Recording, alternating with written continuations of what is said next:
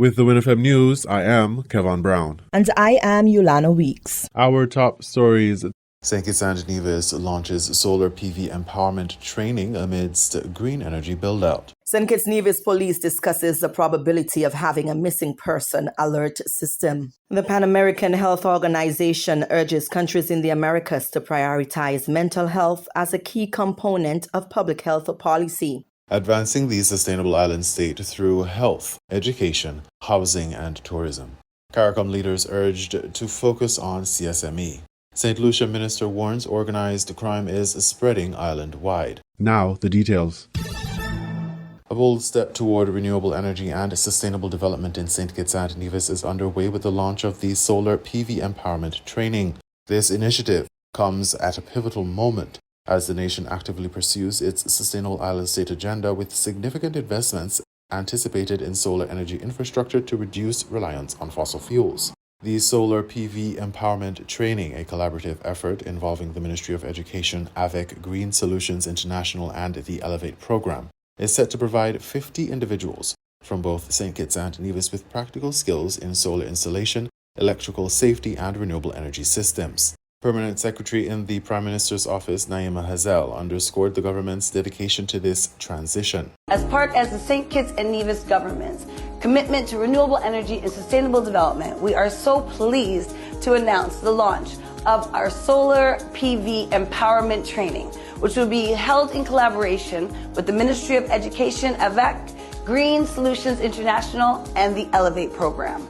This training is open to 50 individuals across both islands. The training will include solar installation, electrical safety, renewable energy systems, and leave our participants with the foundations to enter the green workforce. This program aims to equip participants for the emerging green workforce. Registration for the program, which began on July 7th, is open at the Elevate office on the Bay Road, with training scheduled to commence on July 21st, 2025. The Permanent Secretary, Hazel, affirmed the government's commitment to empowering individuals through meaningful employment and entrepreneurship. The training initiative aligns seamlessly with the nation's broader push toward energy independence and sustainability. Prime Minister the Honorable Dr. Terence Drew, in his national address on July 7, 2025, detailed the transformative projects poised to redefine the energy landscape of St. Kitts and Nevis. He outlined plans for a significant solar PV and battery energy storage system project in the Royal Bastyr Valley National Park, which is a cornerstone of our clean energy transition. Once operational by late 2026, this solar farm is expected to supply over 30% of the electricity demand on St. Kitts, significantly reducing our dependence on fossil fuels, lowering energy bills, and shrinking our national carbon footprint. Another transformational project, which has advanced steadily, is the upgrade of the Needmus Power Plant, our primary electricity generation site. In collaboration with the Saudi Fund for Development, we have secured US $40 million to install an 18-megawatt dual fuel generation system. This plant will be able to operate on diesel and natural gas, giving us fuel flexibility while reducing long-term operating costs. The project is currently in the consultant procurement phase, and construction is expected to begin in early 2026. Once completed in early 2027, the new infrastructure will supply nearly 50% of our national energy demand. This is critical, not just for homes and schools, but also for our industrial base, our health facilities, and our ability to integrate renewable energy sources like solar and geothermal energies. The Prime Minister highlighted that this is a critical step in providing resiliency at the power plant as the country transitions to renewable energy. The shift to renewable energy is expected to have a profound economic impact, lowering electricity bills for citizens and making the Federation more attractive to businesses and investors. The emphasis on green energy is not just for environmental sustainability, but also for fostering growth and employment. As the nation transitions, it will create numerous new jobs in the green energy sector, and the decrease in generation costs will lower operational expenses across various sectors. St. Kitts and Nevis has affirmed its commitment to achieving energy independence with a goal of 100% renewable electricity by 2030 a target outlined in its nationally determined contributions. A commitment further solidified by the nation's recent participation in discussions for a fossil fuel non-proliferation treaty, becoming the 17th nation to join this global effort. The benefits of this energy transition are multifaceted. It is expected to stabilize domestic energy prices, reduce inflation volatility, and foster economic diversification by encouraging energy-intensive industries. While the initial investment in renewable energy can stimulate economic activity and create a positive demand shock, external concessional finance and models can help alleviate financing constraints. Ultimately, this comprehensive move towards clean, reliable, and affordable energy systems signifies St. Kitts and Nevis's dedication to a resilient and sustainable future for all its citizens and residents. Concerns are mounting over the absence of a formal missing person alert system in St. Kitts and Nevis as families and communities struggle to quickly mobilize efforts when loved ones go missing. In St. Kitts and Nevis, public appeals are often made through social media, radio broadcasts, or word of mouth. While these efforts can be helpful, these methods lack structure and urgency. People on social media continue to suggest that delays in disseminating crucial information can be the difference between life and death, especially in the early hours after a disappearance. At a police press conference on July 3, 2025, a question posed by the press raised the discussion on the benefits of installing a nationwide alert system. Assistant Commissioner of Police James Francis toyed with the idea that an alert system similar to the mechanism used for natural disasters be introduced. It is important for the police to collaborate with the telecommunication departments, and I am sure that can happen. In other countries, this is in place, particularly when I was overseas a few months ago and there was an earthquake. There's a particular system that comes out to sensitize the general public that there's an earthquake and the magnitude of the earthquake. So I am certain that with the communication and the collaboration with the telecommunication companies, Flow, Digicel, and other companies, I am certain that this can be put in place. Similar to the Amber Alert used in the United States, that type of system could rapidly distribute key information, including physical descriptions and last known whereabouts of a person, via short messages service, SMS, radio, and television. The Commissioner of Police, James Sutton, highlighted a new advancement that is being explored, the ability to send text messages to 911. We are looking at the whole emergency process in that we are looking at persons should be able to text in on 911. So if you, depending on where you are and you need some assistance, we are looking at that capability as well with regards to alerting law enforcement.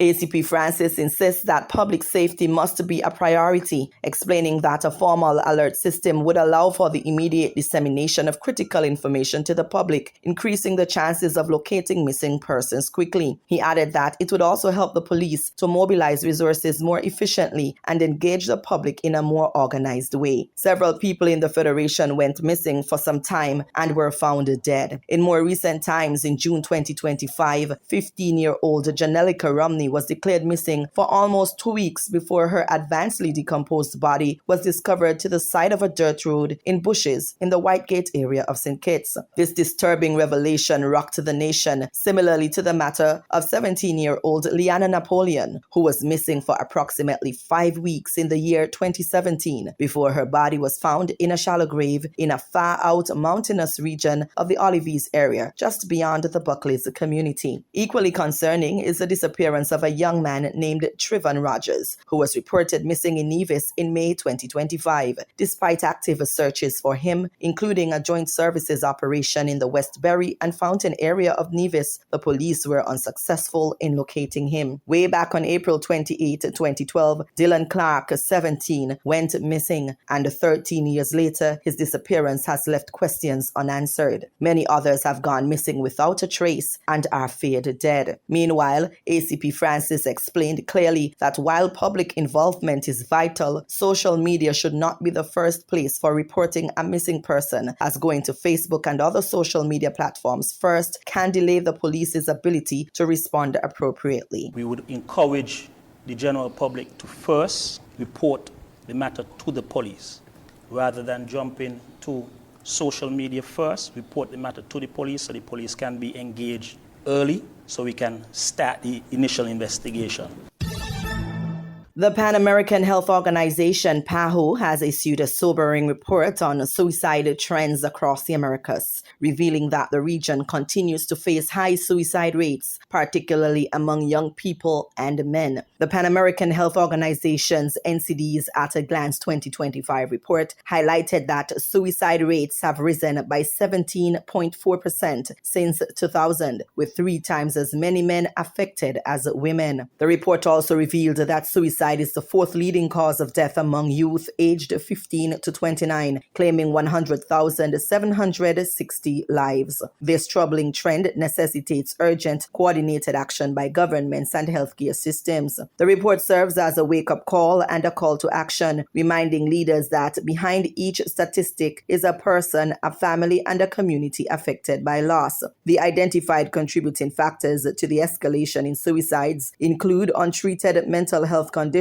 such as depression and anxiety, alcohol and drug abuse, social isolation, discrimination, and limited access to mental health services. Economic pressures and ongoing social inequities also further exacerbate the problem. Meanwhile, data shows that young people from marginalized groups are facing heightened risks and fewer resources for support. As such, PAHO recommends the strengthening of mental health care systems, training of frontline workers, integrating mental health into primary care, creating national suicide prevention strategies, and better data collection and monitoring to guide evidence-based interventions and resource allocation. Delivering the featured address at the Tucker Clark Primary School's graduation on July 8, 2025, the Permanent Secretary in the Ministry of Health, St. Kitts and Nevis, Curtis Martin, acknowledged that many people are battling with mental health. He said mental health is part of the Federation's health transformation agenda. On the mental health, we have a 3-year program that we started thanks to the contribution of the Republic of China on Taiwan. So in the mental health space, you'll be hearing a lot from us. In fact, we've sent quite a number of our healthcare professionals in the mental health space to Taiwan, and they, in fact, will be, or have come here and will be coming here again to work with our professionals. Too many persons are living in the wilderness of mental anguish. And oftentimes, to gain control of yourself, it is really as simple as letting go of the things and people that no longer work for you. The Mental Health Service Systems Enhancement Project was launched in St. Kitts and Nevis on November 27, 2024, and runs for 3 years, concluding in August 2027. The pivotal project is geared towards advancing mental health care by expanding mental health resources, building capacity for mental health professionals, and enhancing accessibility to mental health services in the Federation. It also aims to normalize mental health and wellness in the country by eliminating the stigma associated with mental health disorders and creating a cultural shift toward openness, compassion, and support. Prime Minister, the Honourable Dr. Terence Drew, in a comprehensive national address on July 7, 2025, provided an update on significant progress being made under the Sustainable Island State Agenda. The address underscored the administration's plans for health, education, tourism, and housing, outlining a holistic approach to national development and long-term sustainability. Prime Minister Drew says the construction of a new general hospital is imminent on St. Kitts. In healthcare, we are on the verge of delivering one of the most ambitious public health investments in our country's history: the construction of a new general hospital on St. Kitts.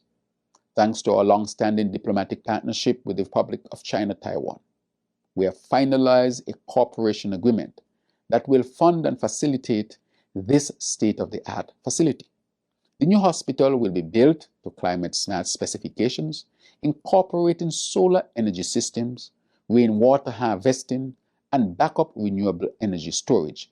It will feature a fully modernized emergency department, expanded surgical and maternity wards, and a diagnostic imaging center and a digital medical record system. Site preparation and preliminary works have begun, with full construction slated to begin before the end of this year. Dr. Drew emphasized that this project will not only improve healthcare services, but also create hundreds of jobs during its development. The government's commitment extends to the education sector with a strong focus on investing in school infrastructure to ensure safe, modern, and inspiring learning environments for every child. Through the National School Rehabilitation and Upgrade Program, we have carried out roof replacements, structural reinforcements, bathroom upgrades, new perimeter fencing, and accessibility improvements across multiple institutions. As part of this program, the Joshua Obadiah Williams Primary School, which was tragically destroyed by fire in 2022, is now being rebuilt from the ground up. This project is being delivered by 3 local contractors, a deliberate move to keep the economic benefits within the community. The school will include 8 classrooms, a new library, a computer lab, and an upgraded play area. Jobs have already been created during the construction phase, and the facility is on track for completion by the end of 2026. When reopened, it will serve over 120 students and will stand as a proud emblem of local talent and national commitment. Furthermore, the construction of the new Bastia High School is also set to begin in the coming weeks, promising a facility like no other in the region, with up to 95% of the workforce being local. The education budget for 2025 has seen an unprecedented increase of $120 million, reflecting the government's prioritization of youth development. Housing remains a key priority with significant progress under the National Housing Corporation's Affordable Housing Program. Since assuming office, we have delivered 183 housing solutions to families across St. Kitts, each built on the National Housing Corporation's Affordable Homes Program. Another 79 housing solutions are currently under active construction in communities across the island. In addition to these single-family homes, we are also expanding access to affordable housing through cluster apartment developments.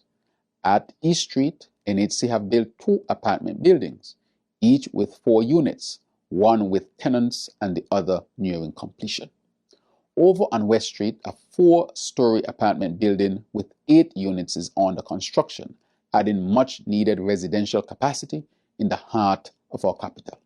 NHC is committed to constructing more homes in clusters throughout all the constituencies in St. Kitts.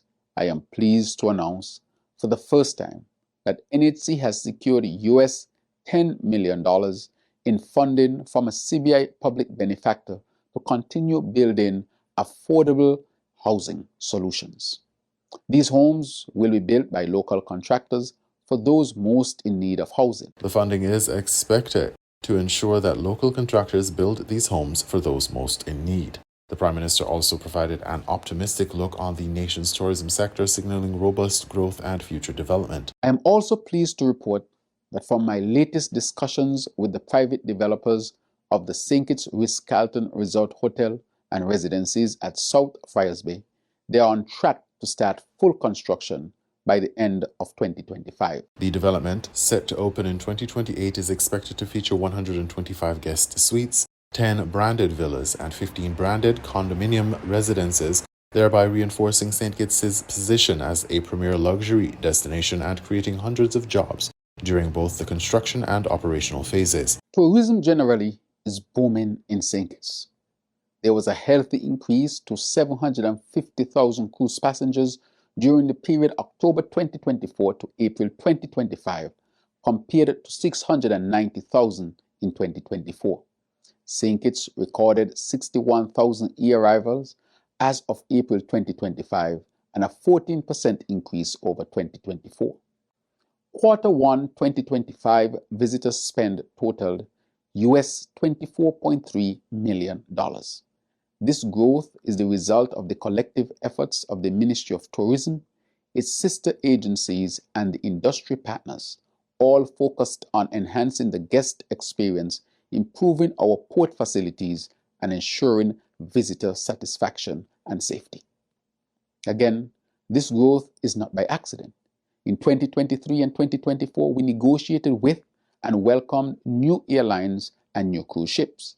In 2025, we are starting to see the results that benefit the hundreds of local stakeholders in our tourism industry. Dr. Drew asserted that these national investments are not merely temporary but transformational and designed to endure. The International Monetary Fund, IMF, projects that St. Kitts and Nevis will see its economic growth strengthen to 2% in 2025, supported by expanding tourism. In regional news, CARICOM leaders urged to focus on CSME, Guyana News Source reports. The 49th regular meeting of the Conference of CARICOM Heads of Government opened in Montego Bay, Jamaica over the weekend, with the CARICOM Secretary General Dr. Carla Barnett challenging the regional leaders to recommit to the full implementation of the CARICOM Single Market and Economy, the CSME.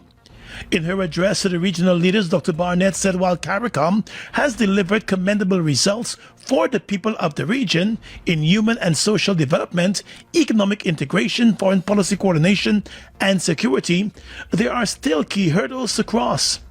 The CARICOM Secretary General said the community continues to face numerous challenges in the implementation of the important aspects of the integration project. The CARICOM Single Market and Economy, which is designed to facilitate the free movement of goods, services, financing, and people in the interest of increased economic and market efficiency, continues to fall behind expectations. We hope that this meeting will see a recommitment to strengthening the implementation of the CSME with a view to ensuring that all aspects of the regimes can be evenly and effectively implemented across the region as intended by the framers of the treaty. Notwithstanding those challenges, she said after more than 50 years as a regional integration movement, CARICOM is well aware of its value and its potential as a catalyst for sustainable development, resilience, and global competitiveness. Together, we have overcome many challenges that our small nations could not have overcome alone. We have faced military invasions by third states and tackled political instability in some parts of the region. We guided our citizens through the COVID-19 pandemic and its devastating aftermath on our economies, especially the shipping disruptions which threatened food supply. In response, we have focused with some success on agriculture production to enhance our food security. We have come together to deal with the overwhelming after effects of hurricanes, earthquakes, volcanic eruptions, and other natural disasters. The CARICOM Secretary General said in spite of existing challenges and often adverse circumstances, CARICOM should be proud of the successes achieved. She said the regional bloc's victories are testament to its strength in unity and provide a useful roadmap as it charts a path forward. Citing the 2017 report of the Golding Commission, which reviewed Jamaica's relations within the CARICOM and CARIFORUM frameworks, Dr. Barnett said the value of regional integration, notwithstanding the current wave of economic nationalism in various parts of the world, is as relevant and useful, and perhaps even more urgent today than it was at its inception. 8 years later, that statement resonates even more, she said. Pointing to the unprecedented global uncertainty, economic pressures, technological innovations challenge the region's capacity to keep pace, and climate vulnerability, Dr. Barnett said those issues compel CARICOM now more than ever to act collectively, with courage and with conviction. As much as we remain committed to the aims and objectives set out in the revised Treaty of Chaguaramas, we must also remain cognizant that moving forward is more difficult for some of us. In the spirit of family, we should seek to address the concerns of all if we are to be a community that benefits everyone in the region. As several of our regional statesmen have been known to say, if CARICOM did not exist, we would have to invent it. She also urged the regional leaders to let the 49th meeting be a defining moment in the history of the integration movement, where they stand resolutely together, supporting the hopes and aspirations of citizens of the region. The CARICOM Heads of Government meeting was called under the theme People, Partnerships, Prosperity, Promoting a Secure and Prosperous Future. The Jamaican Prime Minister has taken over the chairmanship of CARICOM from Prime Minister Barbados Mia Mottley. St. Lucia minister warns organized crime is spreading island-wide. DBS St. Lucia has the details. A troubling surge in gun violence has shattered a sense of calm across St. Lucia, with recent homicides reported in Soufre, Dennery and Castries. Crime Prevention Minister Jeremiah Norbert says what was once isolated is now widespread and organized. I can tell you that we have credible information and we are going to be dealing with it. We are going to do everything within our power to dismantle, because there's a lot of what we've realized now is a situation where we have organized crime. Organized crime where we have people from different stratas of society involved in it. And it has become a network that we must dismantle. By any means necessary, we must dismantle it. Minister Norbert pointed to the illegal influx of firearms as a national crisis. Despite not manufacturing weapons, St. Lucia continues to see guns smuggled in, allegedly with help from enablers at various levels of society. While not mentioning individuals, he made it clear no one will be shielded. To fight back, the government is boosting manpower across security agencies, 80 new police recruits, more prison officers, and 15 new SLASPA officers to tighten border control. We've increased the ranks and files of the police force by a further 80. You've seen we started a new course for prison officers, and we're going to be ensure that we place special emphasis on rehabilitation with these prison officers. The St. Lucia and Port authorities will be receiving 15 recruits to join their ranks and file as well. Even I think the city constabulary will also be increasing their numbers. So we've given, as a government, our job is to provide policy direction and to give resources to the agencies responsible for going out there and execute or administer these policies.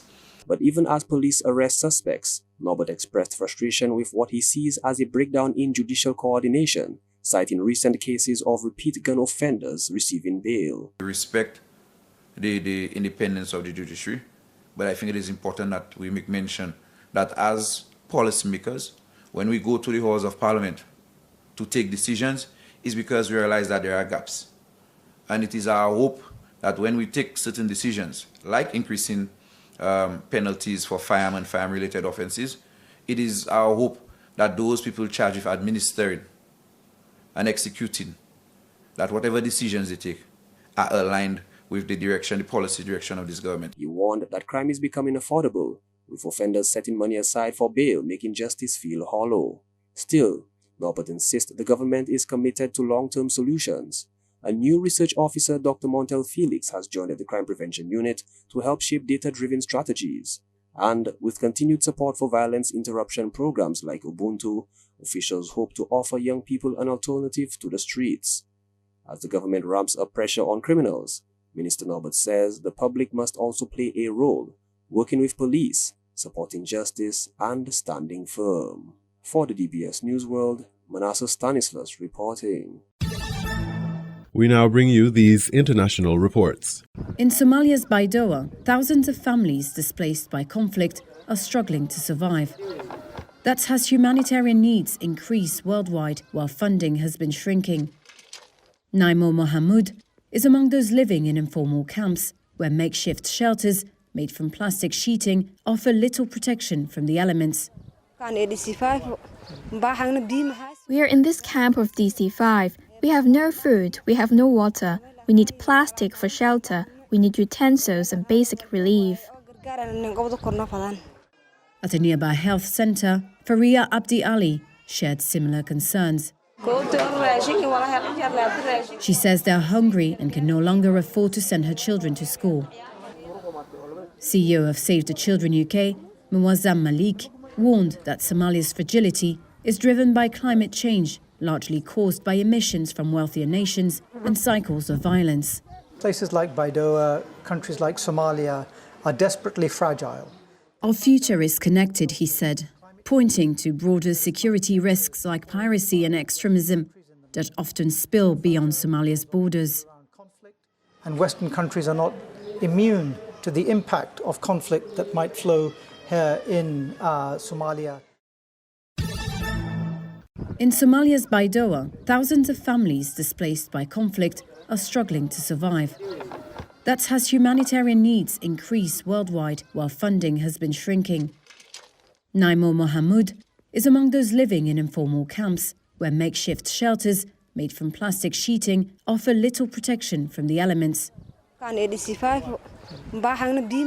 are in this camp of DC5. We have no food, we have no water, We need plastic for shelter. We need utensils and basic relief.